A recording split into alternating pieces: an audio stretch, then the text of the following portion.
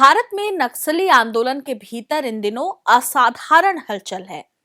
एक और संगठन के वरिष्ठ नेता और केंद्रीय प्रवक्ता अभय उर्फ वेणुगोपाल उर्फ सोनू के नाम से जारी पत्र और ऑडियो संदेश में आत्मसमर्पण और शांति वार्ता की बात कही गई है, तो दूसरी ओर मात्र 2 दिन बाद संगठन के एक और आधिकारिक सीपीआई माओवादी की तेलंगाना स्टेट कमेटी के प्रवक्ता जगन ने प्रेस विज्ञप्ति जारी कर इस घोषणा को व्यक्तिगत राय बताते हुए उसे खारिज कर दिया। इन दो विपरीत बयानों ने न केवल संगठन के भीतर गहरे अंतर्विरोध को उजागर किया है, बल्कि यह भी संकेत दिया है कि नक्सली आंदोलन किस कगार पर खड़ा है।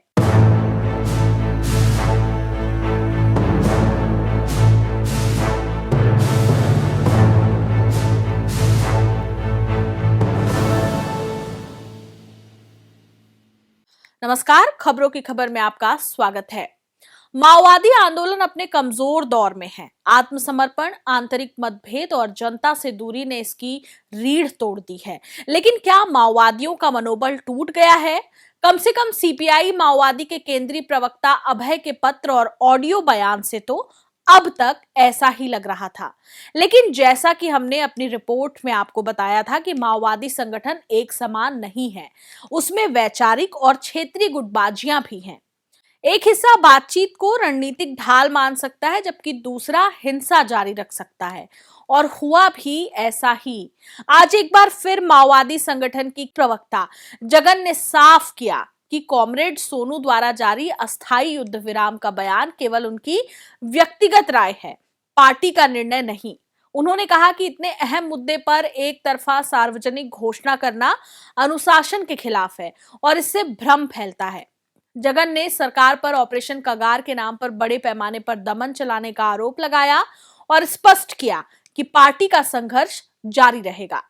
अभी 2 दिन पहले मीडिया में वायरल हुए सीपीआई माओवादी के नेता अभय उर्फ सोनू के पत्र और ऑडियो बयान में साफ कहा गया था कि माओवादी हथियार डालने के लिए तैयार हैं। अभय और सोनू के नाम से अलग अलग जारी बयान में केंद्र सरकार से 1 महीने के युद्ध विराम की घोषणा करने का आग्रह किया गया था और कहा गया था कि इस दौरान वे जेल में बंद अपने वरिष्ठ साथियों से परामर्श करेंगे। उनका इरादा एक प्रतिनिधि मंडल तैयार कर केंद्रीय गृह मंत्री या उनके प्रतिनिधियों से संवाद करने का था। इस भाषा और रुख ने कई लोगों को चौंका दिया। दशकों से हथियार ही मुक्ति का रास्ता है, ये कहने वाले संगठन की जुबान अचानक बदल गई थी। यह पहली बार था जब किसी शीर्ष नेता ने खुले तौर पर आत्मसमर्पण और बातचीत की बात कही। सवाल उठे कि क्या नक्सलियों की विचारधारा बदल गई है या यह उनकी मजबूरी की भाषा है।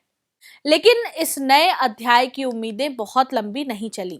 महज 2 दिन बाद संगठन के तेलंगाना स्टेट कमेटी के आधिकारिक प्रवक्ता जगन के नाम से एक लंबा बयान सामने आया, जिसमें सोनू के बयान को पार्टी की राय नहीं बल्कि निजी विचार कहा गया। पार्टी के प्रवक्ता जगन ने साफ किया कि पार्टी अब भी सरकार की सैन्य कार्रवाई और ऑपरेशन कगार के खिलाफ लड़ाई जारी रखेगी। जगन ने यह भी जोड़ा कि इस तरह की घोषणाएं सार्वजनिक मंच पर करने से आंदोलन को नुकसान पहुंचता है और भ्रम फैलता है। इस बयान में संगठन की हालिया क्षतियों का भी जिक्र था। महासचिव बसवराजू, वरिष्ठ नेता मोडम बालकृष्णा की मौत और केंद्रीय समिति के अन्य नेताओं का मारा जाना। साफ था कि नेतृत्व लगातार टूट रहा है और शहीदों की लंबी सूची संगठन की कमजोर हालत का सबूत है। तेलंगाना स्टेट कमेटी के प्रवक्ता ने क्या कहा, उसे हम आपको सुनाते हैं।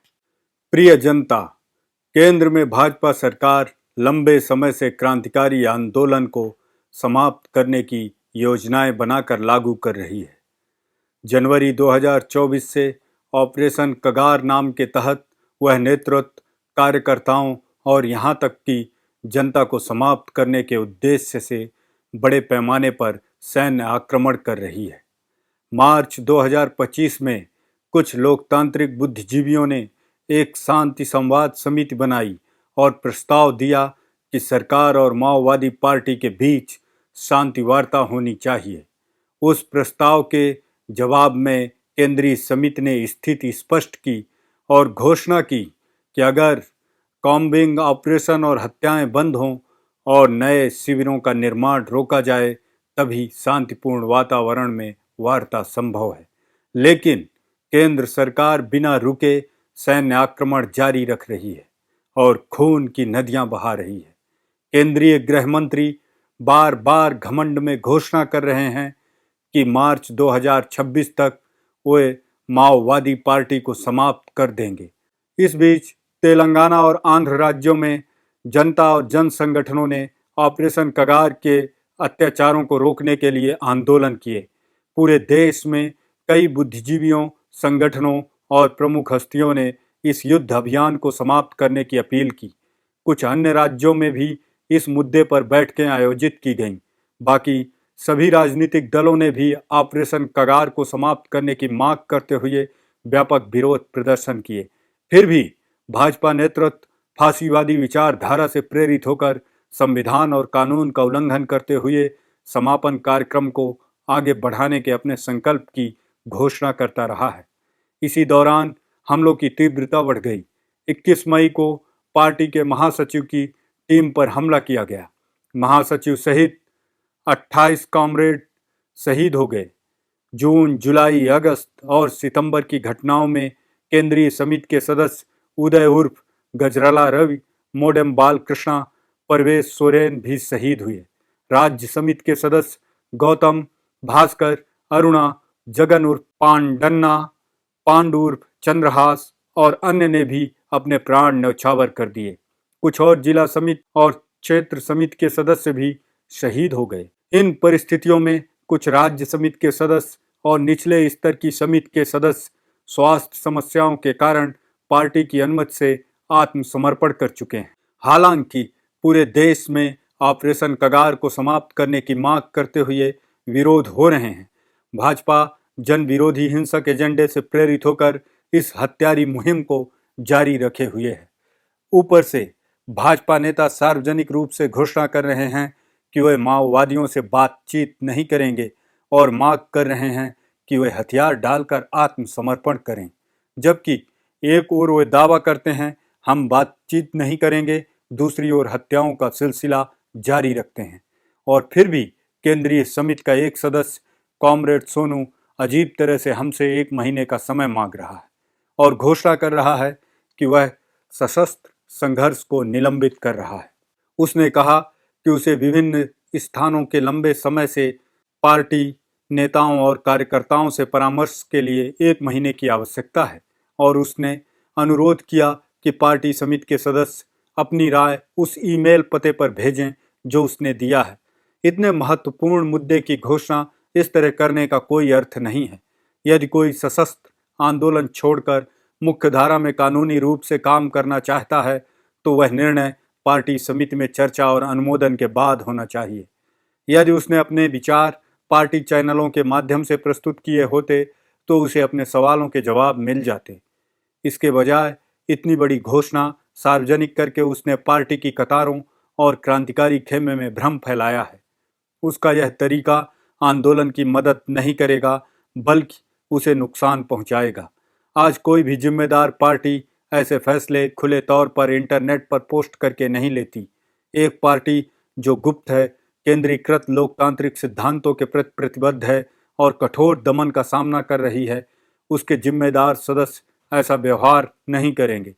पार्टी में ऊपर से नीचे तक लोग उस समस्या को लेकर गहराई से चिंतित हैं जिसका मैं सामना कर रहा हूं। कोई भी अनावश्यक क्षति नहीं चाहता, इसलिए इस मुद्दे को सार्वजनिक घोषणाओं से हल नहीं किया जा सकता। यह समझना चाहिए कि ऐसी क्षतियां भयंकर दमन अभियान के बीच हो रही हैं। इस समस्या का समाधान तुरंत मिलना संभव नहीं है। 2024 में पोलित ब्यूरो द्वारा जारी परिपत्र को लागू करना तत्काल कर्तव्य है।